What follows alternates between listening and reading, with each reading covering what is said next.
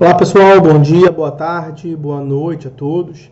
A decisão que eu separei para falar com os senhores nesse vídeo, ela versa sobre a desconsideração inversa da personalidade jurídica, o IDPJ, incidente de desconsideração da personalidade jurídica, e a legitimidade recursal para interposição de agravo de instrumento. Vamos tratar de tudo isso adiante? Deixa eu primeiro apresentar o julgado para vocês. Trata-se do recurso especial 1.980.607 do Distrito Federal. Como de costume, a referência completa do julgado e a disponibilização da ementa constarão da descrição desse vídeo. O que nós tivemos aqui nos contornos fáticos dessa pretensão que chegou até o STJ? Na origem, nós tivemos o ajuizamento de uma ação de cobrança que foi julgada procedente, tendo sido condenado o réu a pagar ao autor R$200 mil. Iniciado o cumprimento de sentença, não foram encontrados bens do devedor, mesmo ele sendo sócio de uma empresa, o que ensejou uma desconfiança por parte do autor. O autor solicitou, então, a instauração do incidente de desconsideração da personalidade jurídica na modalidade inversa, com base no artigo 133 do Código de Processo Civil. Já vamos a ele. De modo que a dívida fosse paga com o patrimônio da empresa, já que não havia nada em nome do réu, em nome do sócio. Instaurado o incidente, quer dizer, o juiz deferiu a instauração do incidente e, uma vez instaurado o incidente, o juiz determinou a citação da pessoa jurídica. E, após a instrução processual, autorizou a desconsideração inversa, tendo sido configurado o abuso da personalidade jurídica em razão da confusão patrimonial entre os bens do sócio e os bens da pessoa jurídica. E aí, o executado interpôs agravo de instrumento e o exequente, nas contrarrazões ao agravo de instrumento, sustentou ilegitimidade do executado e falta de interesse do executado em recorrer.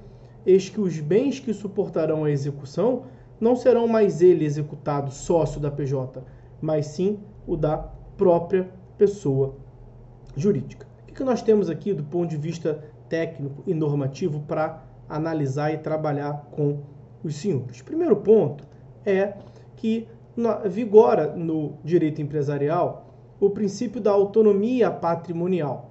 Quer dizer, pessoas jurídicas são sujeitos de direito e possuem personalidade jurídica distinta da dos seus sócios. O patrimônio da pessoa jurídica é, portanto, diverso do patrimônio de seus sócios. Mas essa autonomia patrimonial pode ser afastada nas hipóteses de desconsideração da personalidade jurídica. A desconsideração da personalidade jurídica ou o superamento da personalidade jurídica permite excepcionar essa autonomia patrimonial e fazer com que os bens de uns sejam usados para arcar, satisfazer e pagar as dívidas de outros. Quer dizer, os bens dos sócios podem ser usados para pagar as dívidas da pessoa jurídica ou o contrário, os bens da pessoa jurídica podem ser usados para satisfazer obrigações do sócio. A regra da desconsideração no âmbito civil, quer dizer, tirando hipóteses de direito do consumidor, tirando circunstância de direito ambiental, a regra é o artigo 50 do Código Civil, que trata da chamada teoria maior quanto à desconsideração. Chamada de teoria maior porque prevê um número maior de requisitos. Exige-se a demonstração do abuso da personalidade jurídica em razão do desvio de finalidade ou de confusão patrimonial aliada com o benefício direto ou indireto dos sócios. Vejam, em caso de abuso de personalidade jurídica, caracterizado pelo desvio de finalidade ou pela confusão patrimonial, pode o juiz, a requerimento da parte ou do Ministério Público, quando lhe couber intervir no processo, desconsiderá-la para que os efeitos de certas e determinadas relações de obrigações sejam estendidos aos bens particulares de administradores ou de sócios da pessoa jurídica beneficiados direta ou indiretamente pelo abuso. Esses são os requisitos que o juiz, no caso concreto, entendeu presente. Pelo parágrafo 3º do artigo 50 do Código Civil, percebemos que é admissível no direito brasileiro a chamada desconsideração inversa. A regra é a desconsideração da PJ para agredir patrimônio do sócio. Aqui é o contrário. Nós vamos agredir o patrimônio da pessoa jurídica por uma dívida inicialmente contraída pelo sócio. Isso é admitido pelo direito brasileiro, artigo 50, parágrafo 3º do Código Civil, nesse sentido. No Código de Processo Civil, nós temos a previsão a partir do artigo 133. Vai do 133 ao 137, o capítulo do IDPJ, do incidente de desconsideração da personalidade jurídica. E o parágrafo 2º do 133 é claro em afirmar o cabimento da desconsideração inversa da personalidade jurídica e a aplicação desse capítulo do CPC a esse respeito. Então, até aqui estamos caminhando sem maiores controvérsias.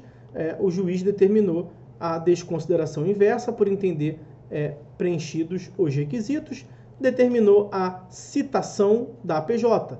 Instaurado o incidente, o sócio não era a hipótese, a pessoa jurídica será citado para manifestar-se e requerer provas. Isso se deu-se a citação da pessoa jurídica, tivemos a instrução probatória e o juiz deferiu a desconsideração inversa. E quem é que integra, portanto, quem é o sujeito passivo do IDPJ? Quem é que vai passar a integrar vai passar a responder com seu patrimônio nesse caso concreto? A pessoa jurídica. Em tese, apenas a parte que passará a ter o patrimônio atingido com a desconsideração, que é nesse caso a PJ, a pessoa jurídica, integra o polo passivo da IDPJ. Por uma interpretação literal, nós chegaremos à conclusão da ilegitimidade mesmo do devedor para a interposição do agravo de instrumento. Aliás, é cabível o agravo de instrumento, sem maiores dúvidas nessa hipótese, com base no artigo 1015, inciso 4º. Cabe agravo de instrumento contra as interlocutórias que versam sobre, inciso 4º, IDPJ. Incidente de desconsideração da personalidade jurídica. Qualquer que seja o sentido da decisão interlocutória, qualquer que seja a modalidade de IDPJ, como se deu na hipótese.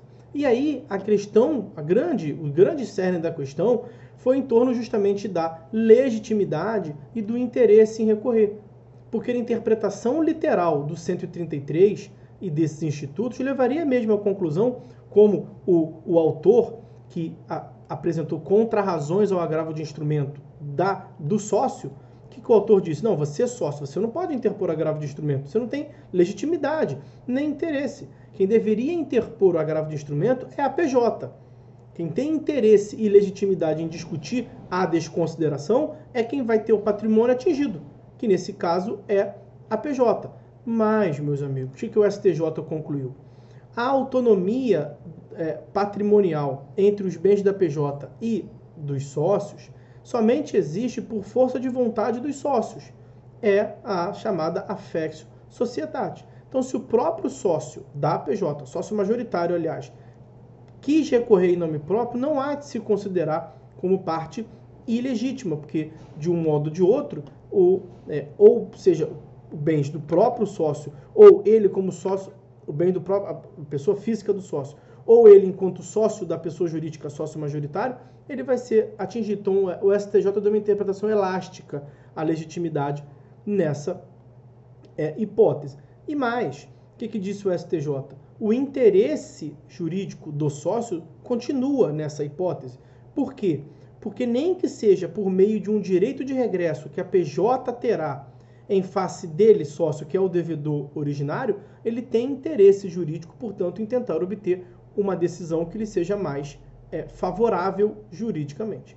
Então, a conclusão a que chegou o STJ foi a da razoabilidade em se admitir que o devedor integre, o devedor, no caso, o sócio, a pessoa física do devedor, integre o polo passivo do IDPJ, nem que seja como assistente, ele haverá, portanto, o interesse em ajudar uma das partes que tenha uma decisão favorável, então ele pode ser sujeito passivo no IDPJ ou atuar como assistente, e o que nos interessa mais diretamente aqui, que o sócio recorra tendo legitimidade e interesse quanto à decisão interlocutória que deferiu a desconsideração inversa da personalidade jurídica.